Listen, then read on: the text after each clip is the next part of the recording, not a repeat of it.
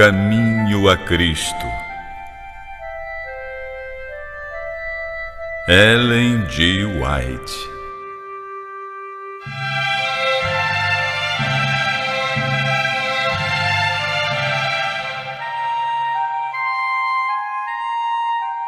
O amor de Deus.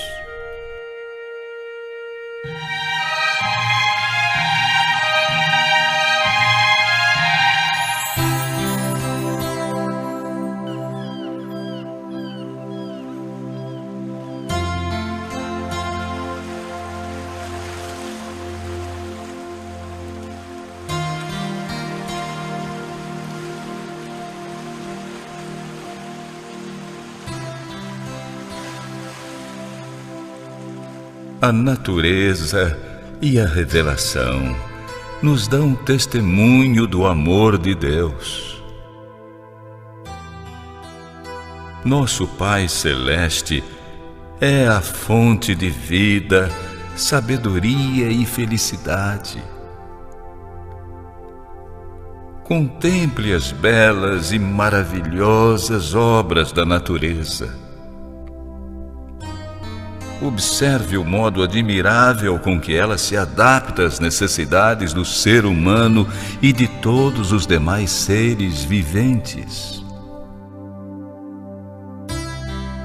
O sol e a chuva que alegram e refrigeram a terra. As colinas, os mares, as planícies, tudo nos fala do amor daquele que tudo criou.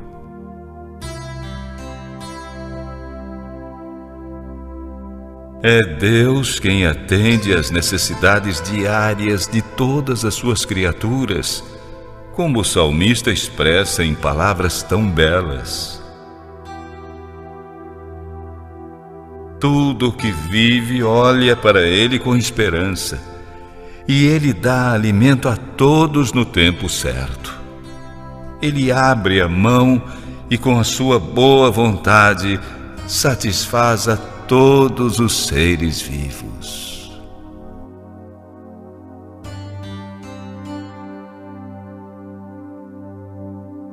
Deus criou o ser humano perfeitamente santo e feliz.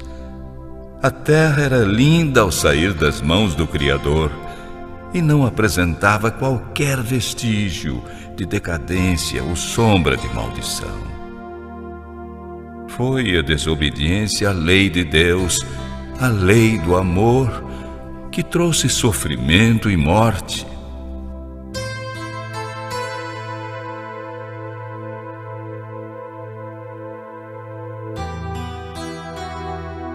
Contudo, apesar dos sofrimentos provocados pelo pecado, o amor de Deus ainda está presente.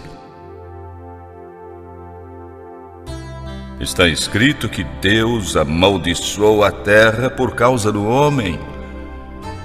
Os espinhos e as ervas daninhas, as dificuldades que tornam a vida cheia de trabalhos e ansiedade, foram permitidos por Deus para o bem das pessoas.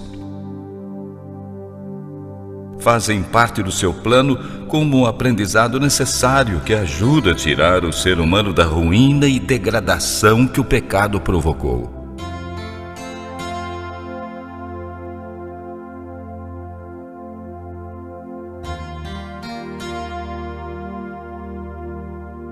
O mundo, embora caído, não é todo tristeza e miséria. Na própria natureza há mensagens de esperança e conforto. Há flores por sobre as ervas daninhas e os espinhos estão cobertos de rosas. Deus é amor. Está escrito sobre cada botão que desabrocha, sobre cada haste de erva que brota. Os amáveis passarinhos, com seus alegres cantos, enchem o ar de música. As flores, perfeitas, com seus delicados matizes, perfumam a natureza. As enormes árvores da floresta, com sua exuberante ramagem de um verde muito vivo, tudo fala do cuidado paternal de nosso Deus e o seu desejo de tornar os seus filhos felizes.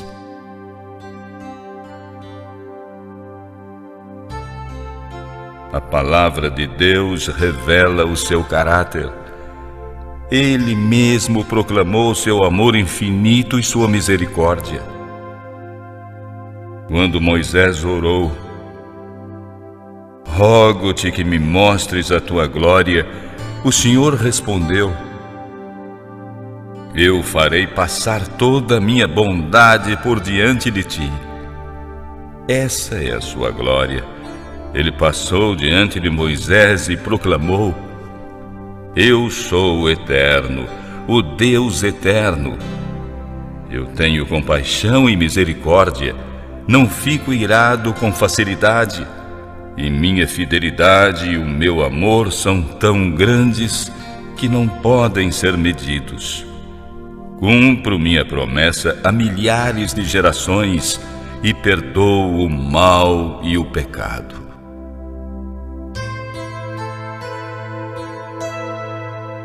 Ele é Deus que tem compaixão e misericórdia, porque tem prazer em nos mostrar para sempre o seu amor.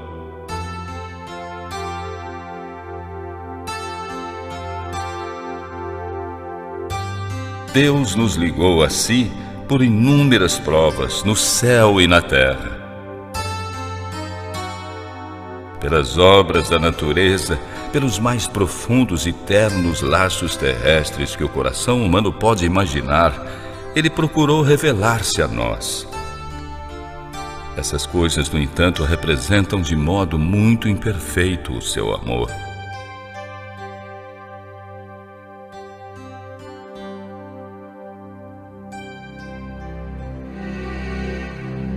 Apesar de todas essas provas, o inimigo do bem cegou o entendimento dos homens, de maneira que foram levados a olhar a Deus com medo, considerando-o severo e inflexível.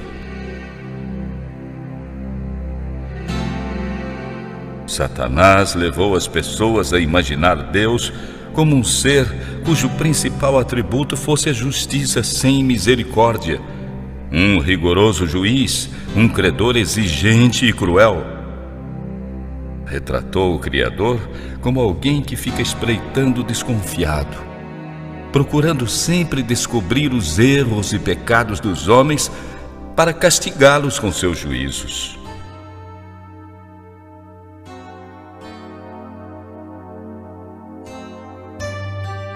Foi para apagar essa negra sombra, revelando ao mundo o infinito amor de Deus, que Jesus veio viver entre os seres humanos. O Filho de Deus veio do céu para revelar o Pai. Deus nunca foi visto por alguém. O Filho unigênito que está no seio do Pai, este o fez conhecer. Ninguém conhece o Filho senão o Pai, e ninguém conhece o Pai senão o Filho e aquele a quem o Filho o quiser revelar.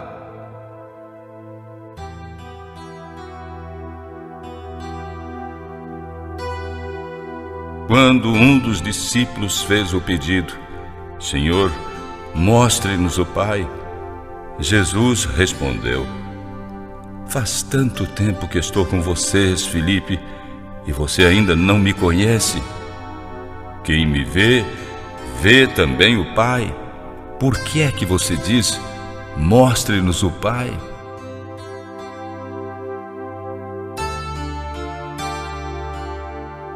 Ao descrever sua missão na terra, Jesus disse: "O Senhor me deu o seu Espírito. Ele me escolheu para levar o Evangelho aos pobres e me enviou para anunciar liberdade aos presos, dar vista aos cegos, libertar os oprimidos e anunciar que chegou o tempo em que o Senhor salvará o seu povo." Essa foi sua missão. Andava fazendo o bem, curando os cativos de Satanás.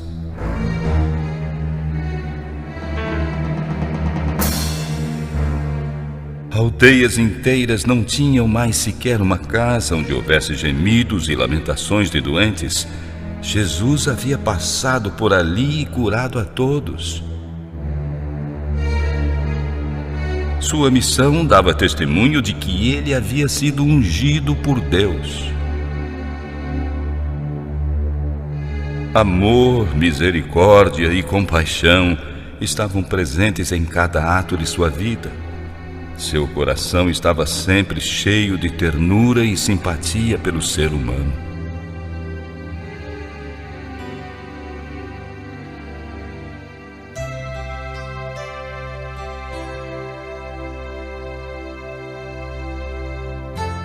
Ele se revestiu da natureza humana para poder atender às necessidades do homem. Os mais pobres e humildes não tinham medo de se aproximar dele. Mesmo as criancinhas se sentiam atraídas para ele. Gostavam de sentar-se no seu colo e ficar olhando para o seu rosto sereno, que demonstrava bondade e amor.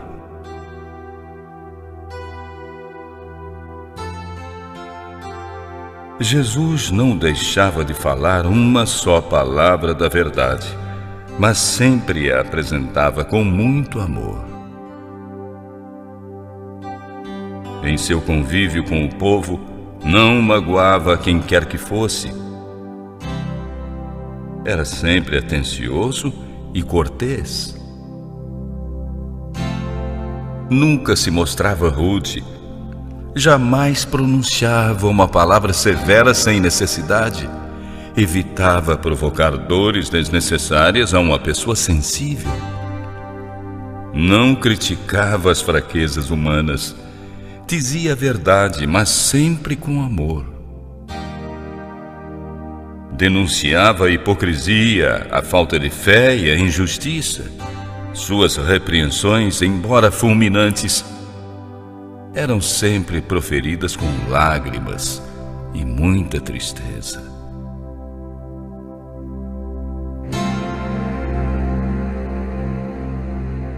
Chorou sobre Jerusalém, a cidade que amava e que recusava recebê-lo. Ele que era o caminho, a verdade e a vida. Haviam-no rejeitado, o Salvador, mas ainda assim os olhava com ternura e compaixão.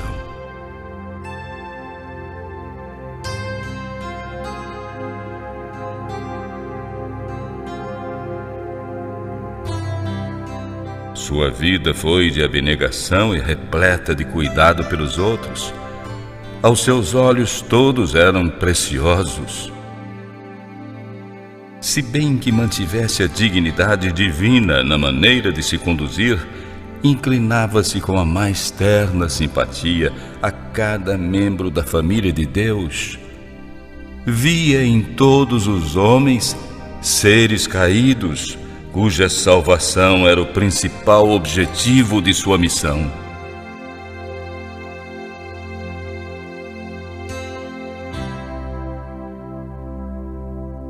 Esse é o caráter de Cristo revelado em sua vida. Assim também é o caráter de Deus. É do coração do Pai que brotam as torrentes de compaixão divina para com os filhos dos homens manifestas em Cristo. O terno e compassivo Salvador era Deus em forma de ser humano. Foi para nos salvar que Jesus viveu, sofreu e morreu. Tornou-se um homem de dores para que pudéssemos nos tornar participantes das alegrias eternas. Deus permitiu que seu Filho amado, cheio de graça e de verdade, viesse de um mundo de glória indescritível para outro, corrupto e degenerado pelo pecado, obscurecido pela sombra da morte e da maldição. permitiu que o Filho deixasse sua amorosa companhia e a adoração dos anjos para sofrer humilhação, injustiça, ódio e morte. Nós somos curados pelo castigo que ele sofreu. Somos sarados pelos ferimentos que ele recebeu. Podemos observá-lo no deserto, no Getsemane, sobre a cruz. O Imaculado Filho de Deus tomou sobre si o peso do pecado. Ele, que havia sido um com o Pai, sentiu de perto a terrível separação que o pecado causa entre Deus e o homem. Foi por essa razão que exclamou, cheio de angústia: meu Deus, por que me abandonaste? Foi o peso do pecado, a sensação de quão terrível ele é e a separação que causa entre Deus e o ser humano que quebrantaram o coração do Filho de Deus.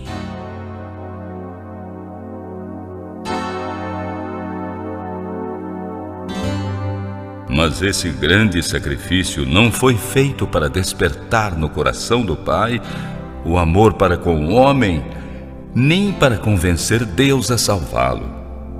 Não, jamais. Deus amou o mundo de tal maneira que deu o seu Filho unigênito. O Pai nos ama não por causa do grande sacrifício, mas em razão do seu amor é que proveu o grande sacrifício. Cristo foi o meio pelo qual ele pôde derramar sobre um mundo caído o seu amor infinito. Deus estava em Cristo reconciliando consigo o mundo.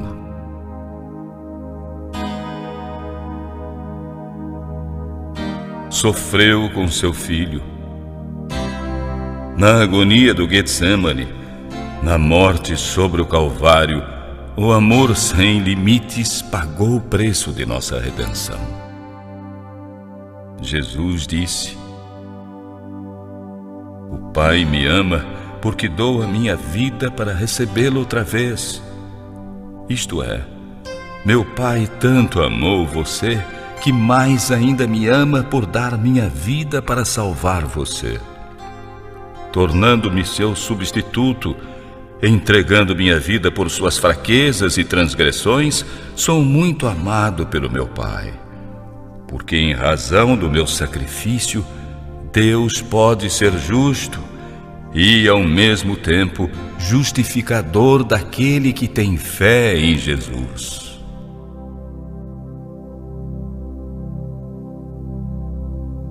Ninguém, senão o Filho de Deus, poderia efetuar nossa redenção, pois unicamente aquele que havia estado junto com o Pai é que o poderia revelar.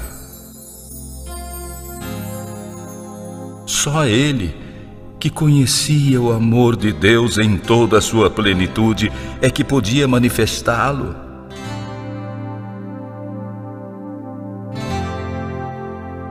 Nada menos do que o infinito sacrifício realizado por Cristo em favor do ser humano caído é que podia demonstrar o amor do Pai pela humanidade perdida.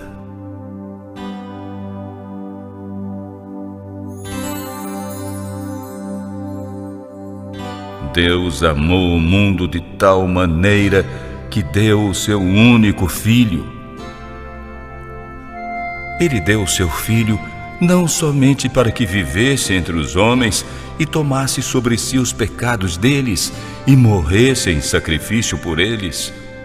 O Filho foi dado por Deus à raça caída.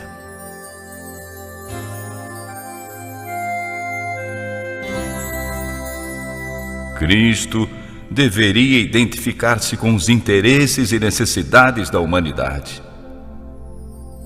Ele, que era Deus, ligou-se aos filhos dos homens por laços que jamais se romperão. Jesus não se envergonha de chamá-los irmãos. Ele é o nosso sacrifício, nosso advogado, nosso irmão, apresentando nossa forma humana diante do trono do Pai, unido pelos séculos dos séculos à raça que Ele, o Filho do Homem, redimiu.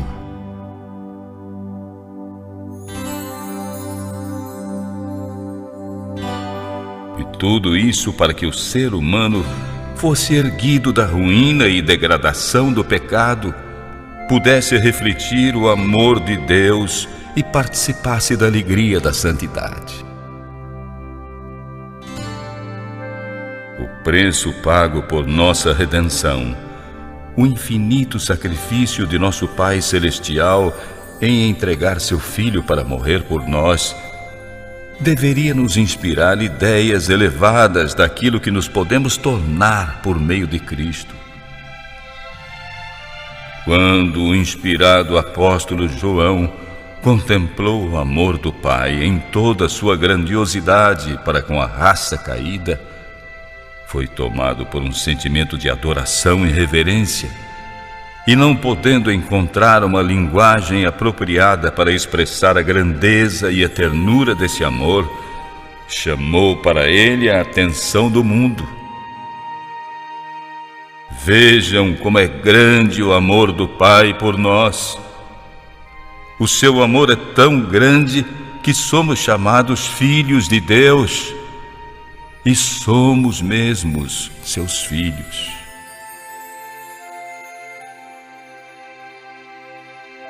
Que grande valor é atribuído ao homem! Pela transgressão, os filhos dos homens tornaram-se sujeitos a Satanás. Pela fé no sacrifício de Cristo, os filhos de Adão podem voltar a ser filhos de Deus.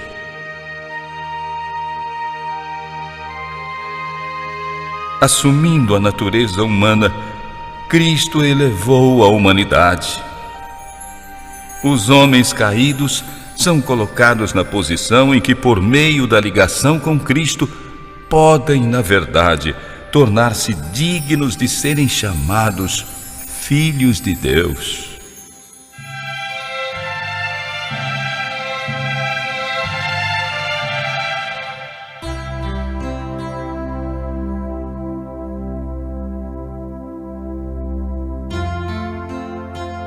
Esse amor é incomparável.